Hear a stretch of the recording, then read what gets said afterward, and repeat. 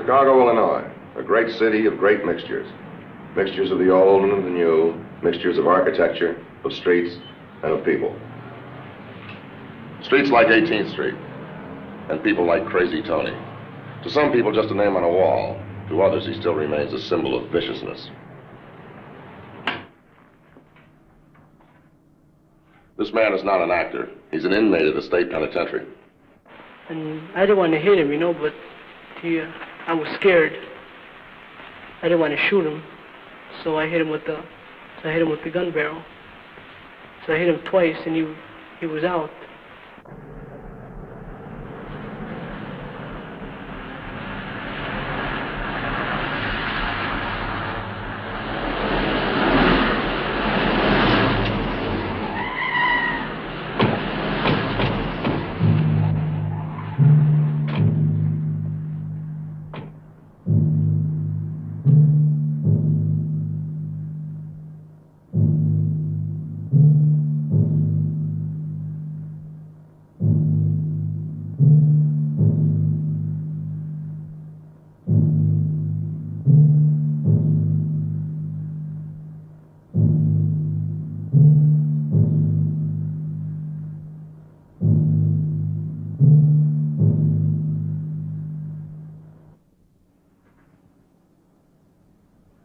This man is not an actor either. He's a police officer. We had a word where they were living. 3 squads went over, hit the flat, and we took the arsenal off of them. This was the beginning of the end for Tony and the whole group.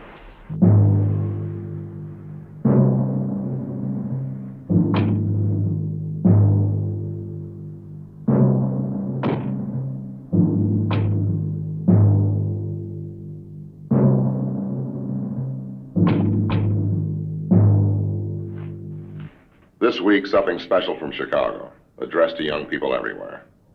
Each of the programs in this series is selected by a different police force from their own documented records. Each week, you will see a different police force in action, meet the actual participants, witnesses, criminals, and their victims. In a moment, you'll meet Job David Gonzales, witness his crimes, and wonder why they happened, and hope with us that this program may help to keep them from happening again.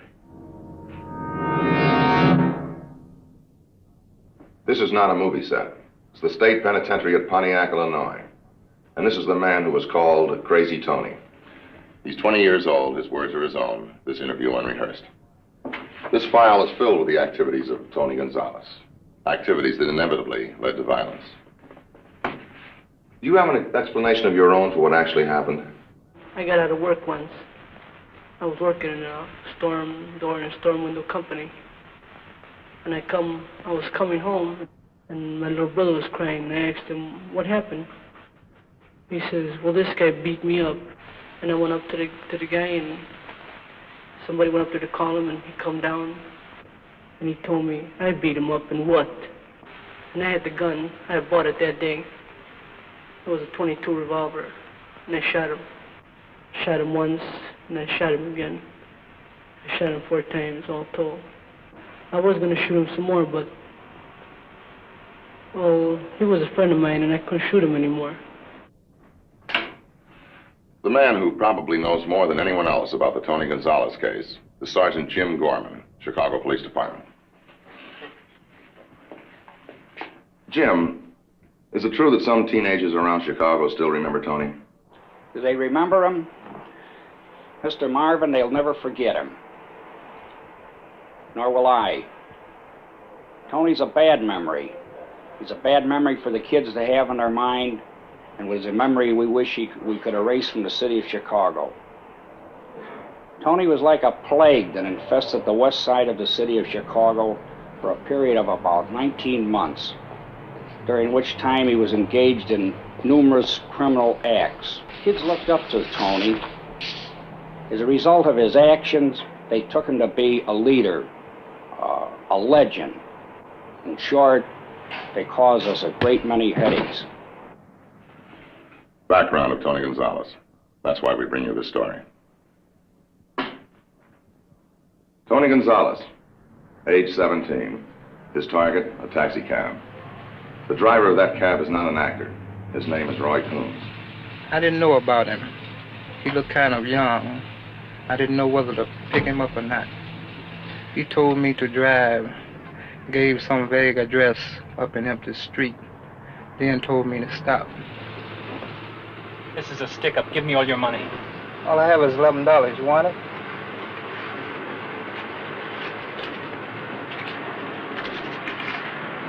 I said all of it, all of it. All I have is some change. You want that? The gun went off. Accidentally. I was drinking at the time. And I told him to stop at a certain place. And I was sitting back with the gun in my hand. As I stepped forward, the gun went off. And I shot the man. Do you ever think of Roy Combs? Could you stop the camera for a while? Do you ever think of Roy Combs? I was wrong, but I didn't look at it that way. By all odds, the man that Tony shot should have died.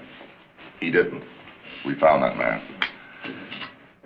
Roy, where did the bullet strike you? Just above the right temple. Did you have any idea that Tony was going to shoot? Well, I didn't know whether I was shot or whether I was hit with the gun or what. Do you have any after effects? Well, yes, it also left a bullet in my head. You mean it was too dangerous to remove? Something I have to say that? Yes, for the rest of my life.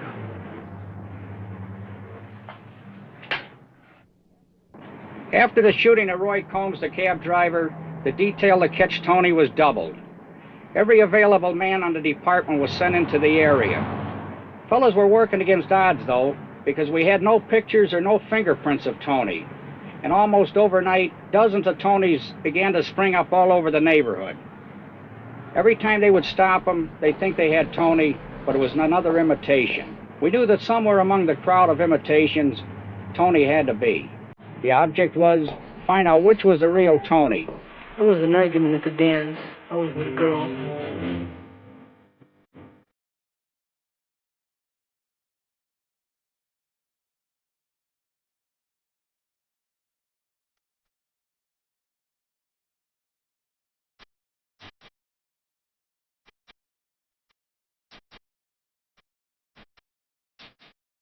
There was a lot of them there.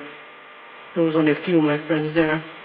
And I told her not to talk with them because I didn't like them. I was drinking that day. This guy, he told me, Tony, I heard you were looking for me. And I said, I'm not looking for you. I said, I'm not looking for no trouble. He said, well, that's what I heard. And I got mad. I said, so you want to fight, huh? And I went for the gun. And the guy says, no, I don't want no trouble. So he walked away.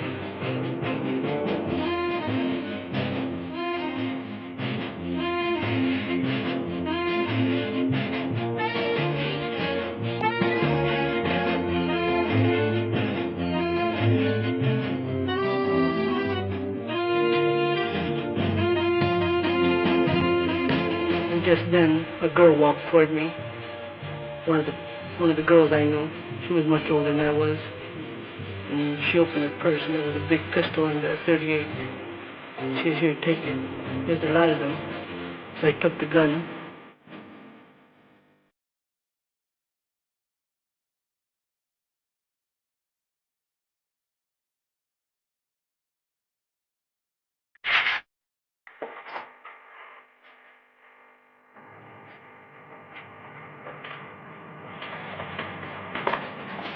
Guys still looking for Rumble? When it came to buying trouble, Tony was a big spender. But it wasn't murder. Again, his victim lived and is here to talk about it. His name is Frank Missoula. Frank, what did Tony do when he pulled the gun? He shot me 5 times, two in the leg and 3 in the side.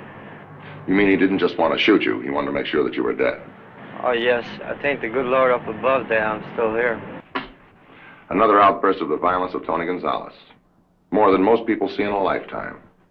Tony was only 17, and it didn't stop.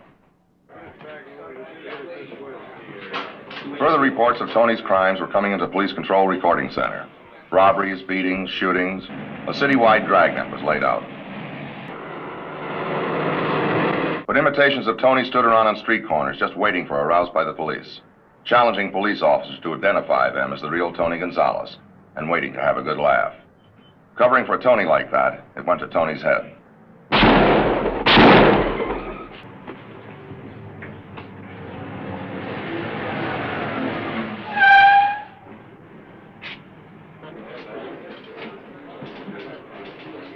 Yeah, that's right. Tony Gonzales. I blasted your squadron this afternoon. That was just a warning. From now on, you keep your cops, all cops, off 18th Street. Because if you don't, I'm gonna shoot the first one I see. I'll shoot the first one I see. Complete and utter disregard for society, law and order, human life. And this was the idol aped by other Chicago youngsters. But at this moment, Tony was a long way from finished. Heroes come in all shapes and sizes. To some youngsters in Chicago, Tony was a hero. Why? Well, perhaps they didn't really know very much about Tony. We said earlier, something for young people everywhere. Now, I want you to take a look at Tony and tell me if this is your idea of a hero. Tony, you told the police to keep off your street, huh? No, sir. Oh, you didn't shoot at that police car? No, sir, I never did that neither.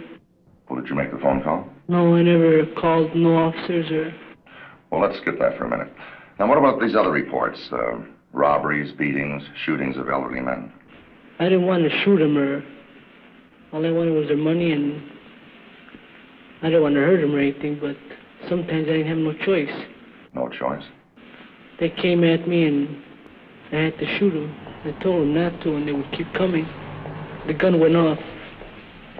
Accidentally, I was drinking at the time. Well, lots of times I ran away from them because the gun wasn't strong enough.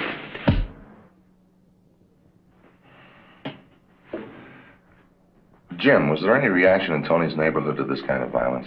As the wave of robberies and pistol whippings continued, Tony earned a new name of Crazy. He was now known as Crazy Tony. Well, did any of the people in the neighborhood supply any leads? I mean, did the police let them know that they were closing in on Tony? The word went out, apprehend him, take him off the street.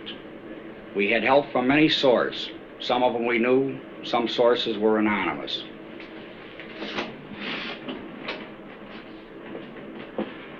I'd like to read a report to you, Mr. Marvin, from one of those anonymous sources. We had a letter from Mrs. Z. She stated that at her request, Tony had telephoned and talked to her for 2.5 hours. She questioned him about his alleged crimes. Tony stated he was responsible for some of them, but not for others. Mrs. Z told him his mother was sick and was in desperate straits. She told us Tony broke down and cried. She questioned him further. Tony told her that all he wanted to do was to go to school and become a good cook. He said he had to quit because his father didn't want him doing the work that was normally done by a woman. There's a great distance between not doing woman's work and robbing of elderly men. But Tony Gonzales was no judge of that kind of distance. Police records indicate that he kept up his attacks with such savagery and frequency that even he realized he could not stay in Chicago. All he needed to get away was one last big strike. He picked a jewelry store.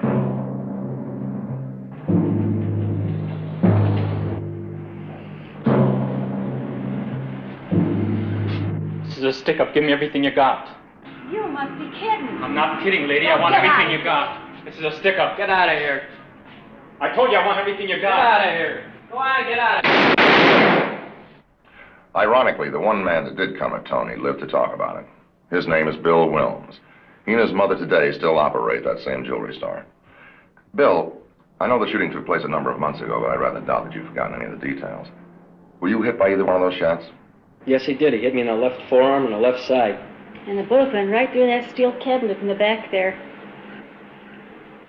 But neither you nor your mother showed any fear of this man? To me, he looked like a coward. Now, I was mad at him, but to me, he looked trigger happy. Tony came to your store to get the big money that he needed to make a getaway. How much did he take from you? Nothing. He just shot me and ran out the door. He shot and he ran. Someone to be looked up to as a hero, to be idolized, to be envied. The jewelry store threw Tony for only a short loss. He bounced right back to his old reliable sources.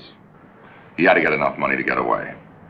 Perhaps that's why he didn't worry about how hard he struck Michael Perfecki or how often he fired. This time it was too hard and too often. No, you will not see this crime being committed, because this time it was different. Michael Perfecki was murdered. Did you know that Michael Perfecki died shortly after that shooting? Well, the police told me about him. He told me that he recognized me, that I was the guy that shot him. And I'd never seen the man before in my life. And they took me to this neighborhood. It was 46th in Sacramento. And I went there, and they showed me, they told me, well, here's where the man was killed. I told them I'd never been here before in my life. I'm not guilty. There's another item here about beating a girl, a friend of yours. Are you also not guilty of that, or do you have a different explanation? I was drinking and listening to the radio, and we were talking. He was talking about his girl and telling me how much he liked her and all that. And I was telling him how much I liked my girl, and I was drinking. But I seen her with another guy. And he was telling me, you know, to forget about her. And I told him, it's not that easy, you know. I told him I was hurt, you know. Later on, some friends of mine came, and I started talking to them. And I told them, let's go and drive around. This is where. I told them anywhere. So we drove around, and I seen the car. And I went by the car, and I pulled the trigger of the gun, but there was no bullets in there. And I broke the window, the gun barrel of the gun. What kind of a gun was this? It was a .32 Colt revolver. A revolver? I mean, automatic. Where did you get the gun? Well, it belonged to a friend of mine. So then she came out and told me not to fight, not to look for trouble. Not over her. And I told her, you're making a fool out of me, you know. And I slapped her. And she came toward me, and I pushed her back. And just then the car left. And the girl stayed there. She didn't go with them. So she got in our car, and we started driving looking for them. I told them to drop me off at my apartment.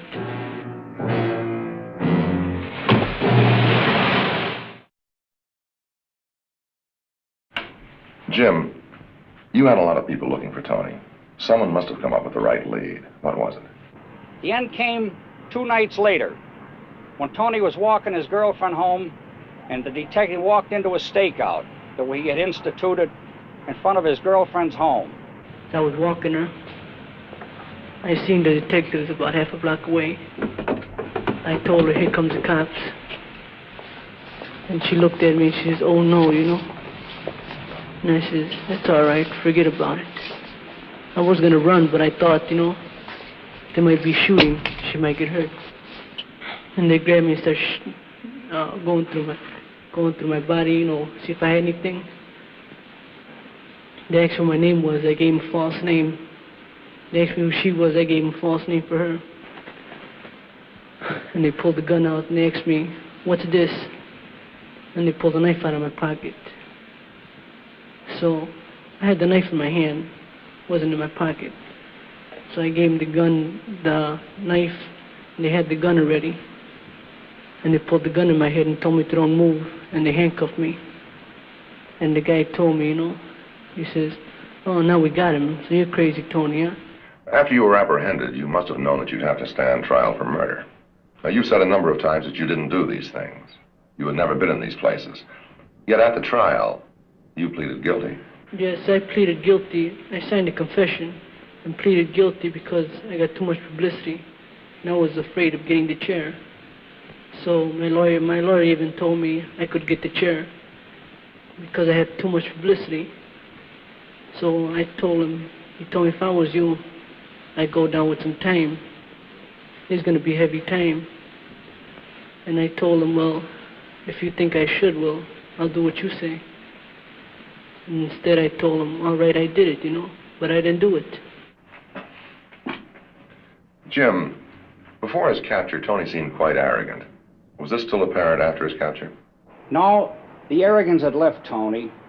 After his capture, he was just a little boy again. He was a scared kid.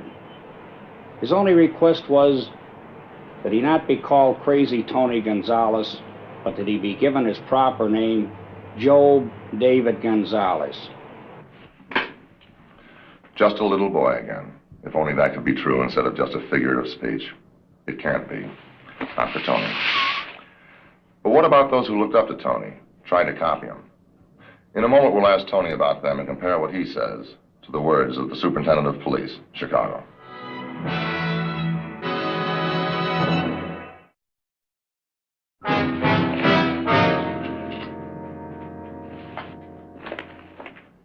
This file is filled with the activities of Tony Gonzales. Activities that inevitably ended in violence. Is that what you would recommend to other young fellows trying to imitate you in what you were doing? Well, I think I would try to talk them out of it instead of coming to a place like this, because this is a place to rehabilitate yourself. And, well, it ain't easy, you know. It's better if you were out there in the street to try to do right and let them go to school and get something up in your head. This is O.W. Wilson, Superintendent of Police, Chicago, Illinois. We constantly hear about the need for improved physical fitness for our youth. Yet little is said about an equally cogent need for improving their mental and moral strengths. Tony Gonzales was a case in point. He was weak, perhaps not physically, but certainly mentally and morally. He had an imperfect vision of success, of bigness. He thought it could be attained by swagger, by brutality and savage assaults on the weak and the old. Tony was no hero. He was a coward. He was a nobody who could have been a somebody if someone had just cared to give him guidance on the right way to live. But no one seemed to care, or to care enough. The Chicago police had to put Crazy Tony away where he can no longer prey on the old and the helpless. He represented a sick facet of our society, the deprived, the unwanted, the untrained product of an unhealthy, broken home situation. Perhaps we should feel sorry for Tony Gonzales, but we cannot condone his actions merely because we understand his motivations. Many youngsters faced with identical social problems react in acceptable ways and by vigor and application achieve success. Juvenile crime is on the rise throughout the nation. We must strive together, our churches, teachers, civic organizations, and the police, to check this rise and to chart the way to morality, strength, and decency. Thank you, sir.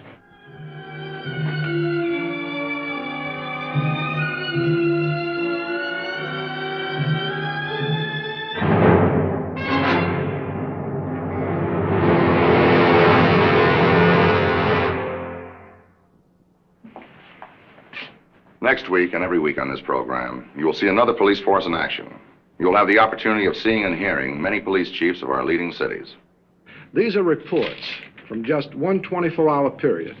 The officer must be trained to handle any emergency. The hijacker or armed robber is one of the most dangerous. You will see the actual criminals interviewed in the penitentiaries. So I shot him 5 times.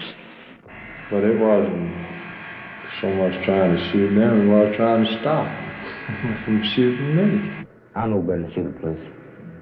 You will see today's modern police officer fighting a successful battle against crime. Crime that ranges from bank robbery in Pittsburgh to kidnapping in Chicago. The cleanup of a narcotics ring by the New Orleans police. And the saving of a baby's life by the police force in Cincinnati. You will see one of the outstanding stories of every major city, selected by the police department of that city. You will see the story as it actually happened, where it happened, and meet the people to whom it happened.